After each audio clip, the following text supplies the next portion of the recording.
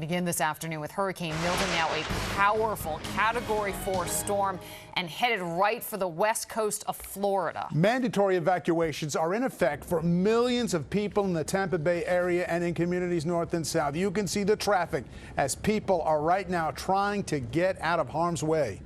Cars lined up at gas stations as people try to fill up before getting out of town.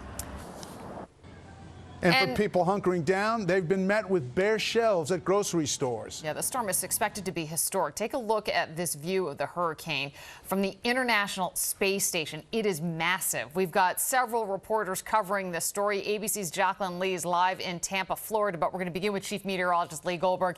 He is timing it all out. Lee. Yeah, imperative for Floridians to get out of the way of this storm. It's crunch time here. We're less than 36 hours from landfall as we begin to track Milton. Here's the latest. The storm is strengthening again. It's a strong Category 4 with 155-mile-per-hour winds. Remember, Category 5 is 157, so we're not far from that. Landfall is anticipated near the Tampa-Sarasota area late tomorrow night in the wee hours of the morning on Thursday. Along that track, and especially to the south, a 10 to 15-foot surge. Winds will gust over 110 miles an hour, even some stronger gusts. 5 to 10, even 12 inches of rainfall and a tornado threat in the southeast side of the storm.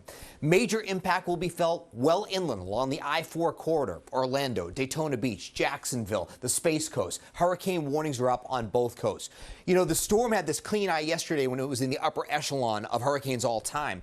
And the eye closed up, looked a little dirtier, and now it's opened up again. As the eye wall replacement has happened, it's regenerating. It won't get up to 180 again, but it could get close to Cat 5 again. Here's the track remaining very, very consistent, probably staying at Cat 4, borderline Cat 5 for a while. Hopefully that weakening will happen a little bit, but it's still a major hurricane going right into Tampa Bay or just to the south. Probably about maybe 2 in the morning on Thursday and cutting across state. It could be a Cat 2 right over Orlando and then exiting the Space Coast and still emerging into the Atlantic as a Cat 1. See the storm right here? Already some rainfall and even a brief heavy downpour just formed over Tampa Bay. That's where ABC's Jaclyn Lee is right now as they brace for the storm. And again, the evacuations, the preparations time is running out. Jaclyn, what's the situation now? That's right, Lee. So the rain started about an hour ago. It just stopped. Now, at the moment, it looks calm, but in 24 hours, as you just said, it will look much different with Hurricane Milton set to take a direct hit right here in this area.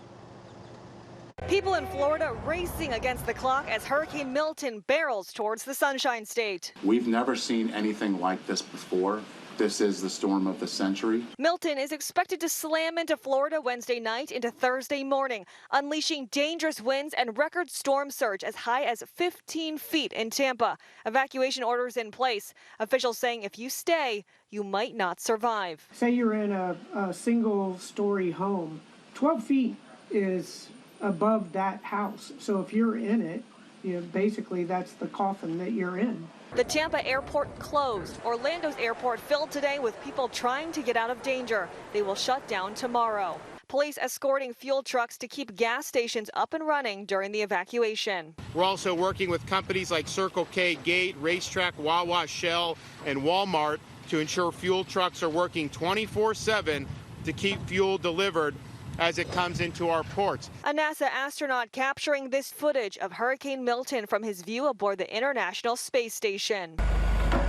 Debris now a major concern after Hurricane Helene hit just 2 weeks ago. Everything's projectile out here right now because everybody's house is on the front yard, and so all this is going to be pretty much missiles coming through. I'm not staying for this one. President Biden saying evacuating is a matter of life and death. This could be the worst storm hit Florida in over a century. Tampa's mayor saying rumors and misinformation about the federal government's response to the disaster has been a lie. Please don't get political on this. This storm is going to affect everybody, and we are getting the help that we need. And we know the Florida Aquarium, which took on 3 feet of water during Hurricane Helene, is moving animals to higher ground to hopefully keep them safe. In Tampa, Jaclyn Lee, Channel 7 Eyewitness News.